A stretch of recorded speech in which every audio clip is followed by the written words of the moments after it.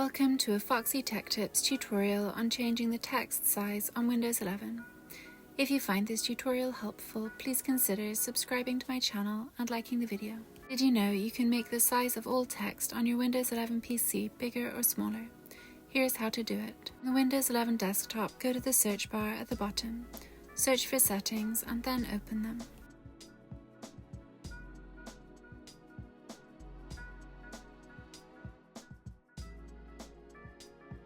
In Settings, select Accessibility.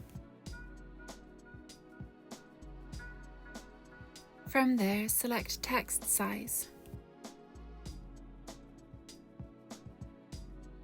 You can now use this slider to increase or decrease the size of text. You can see a preview of how it will look above. When you find the text size you want to use, click Apply.